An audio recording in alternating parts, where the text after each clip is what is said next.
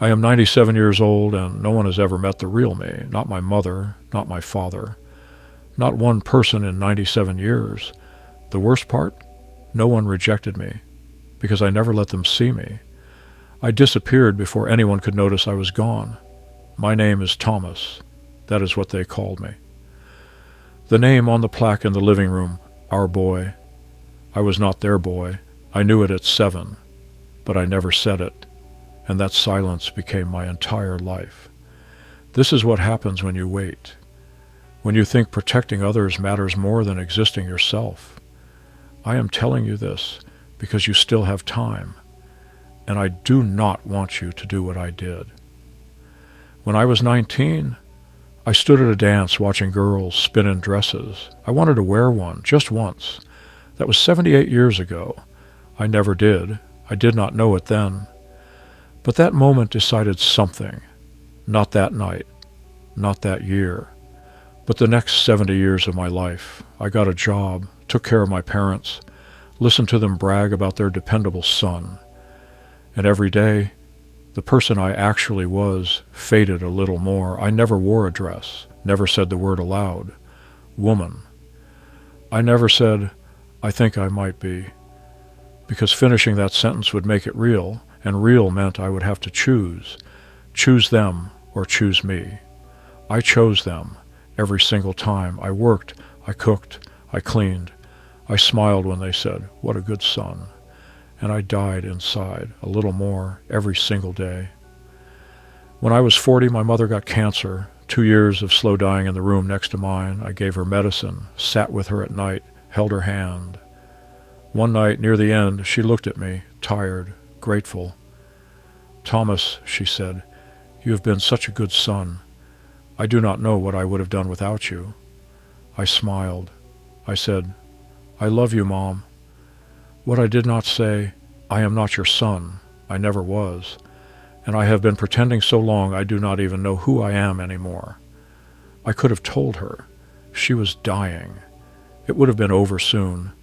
But I could not let her die thinking her son had lied for 40 years. So I stayed quiet. And she died thinking she knew me. She did not know me. No one did. My father died 8 years later. He told me he was proud, that I had lived an honorable life. I let him believe it. Here is the part that haunts me most. After they were both gone, I had 30 years left. 30 years where I could have finally been myself. I thought freedom would feel obvious. It did not. It felt terrifying, because by then I did not know who I was without the cage. When I was 50, this is hard to say, there was a man, a kind man. We met at a library. He smiled at me in a way that made me feel seen, not looked at, seen. We talked for months, just talked about books, about weather, about nothing. And one day, he said something I will never forget. He said, you know, Thomas, you do not have to stay here. You could come with me. We could go somewhere no one knows us. We could just be. I wanted to say yes. God, I wanted to say yes so badly I could barely breathe. I imagined it. A small house, somewhere quiet, a place where I did not have to pretend, where I could wake up and just be. But then I thought about my parents, even though they were old, even though they would not live much longer. I thought about the neighbors, the people at church, the family friends who had watched me grow up. I thought about shame, and I thought about safety, and I said no. He nodded. He did not argue. He just said, okay, and he left. I never saw him again. That was 47 years ago, and I think about him every single day. Not because I loved him. I barely knew him, but because he offered me a door, and I closed it. He was the last person who ever saw me, the last person who ever tried. I am 97 years old. I have never kissed anyone, not as myself, not as the person I actually am. I have never worn the clothes I wanted, never used the name I wanted. I changed my religion once. I was 50. I stopped believing in the God my parents believed in, started believing in something quieter, something that felt more like mine. But I never told anyone. I went to church every Sunday, sat in the same pew, bowed my head, said the prayers. Then I came home and prayed to a different God, alone, in my room, where no one could see.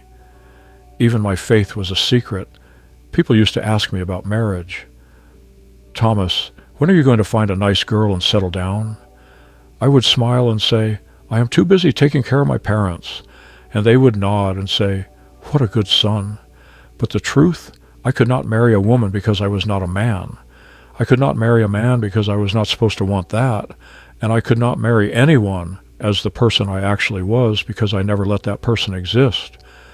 So I stayed alone. And I told myself it was noble, that I was sacrificing for my family, that I was being good. But it was not noble. It was fear. I was afraid of rejection, afraid of judgment, afraid of being seen and being told I was wrong. So I rejected myself first. I disappeared myself before anyone else could.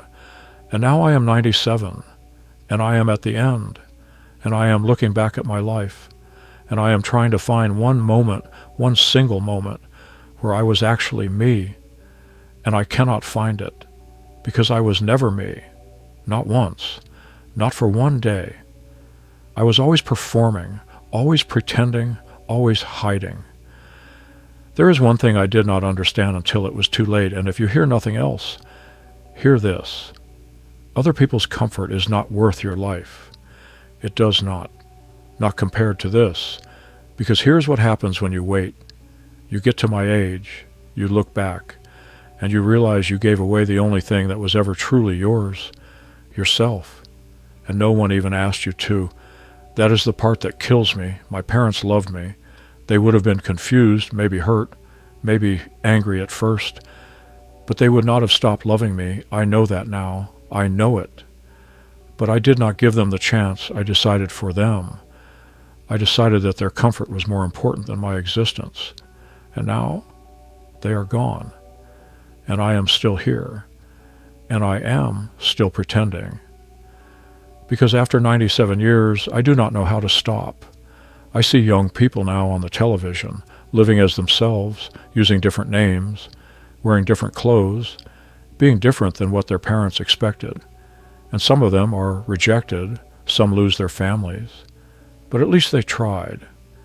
At least they gave themselves a chance. At least when they get to the end, they will know they lived.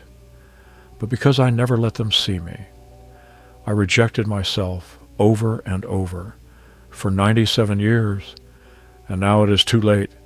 I am going to die soon, probably within the year. My body is shutting down. My heart is weak, and I am ready to go. But I am also so angry. Angry at myself for waiting, for thinking there would be time later, for believing that someday, after my parents were gone, after I retired, after things settled down, someday I would finally live. Someday never came. And now I am at the end. And I am looking at a life that was never mine. A life I spent playing a part, being who they needed me to be, never once asking what I needed. And the cruelest part, no one will ever know.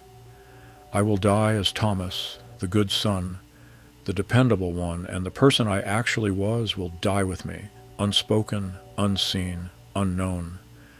So I'm telling you now, whoever you are, whatever you are hiding, do not do this. Do not wait for permission to exist. Do not spend your life protecting other people from the truth of who you are. Do not trade yourself for their comfort, because there is no later, there is no someday, there is only now. And if you do not live now, you will not live at all. I know it is terrifying. I know you might lose people. I know it might hurt. But staying silent hurts more. Living as someone else hurts more. Dying without ever being seen, that hurts most of all. I lost myself, and I am never getting that back. Do not let that be your story, please. My name was Thomas, but that was never me. I do not know what my real name was. I never gave myself permission to find out. And now I am 97, and it is too late, and I will die as someone I never was. And no one will ever know the difference except me. I will know, and that is what I will carry to the end. Do not let that happen to you. please, just do not.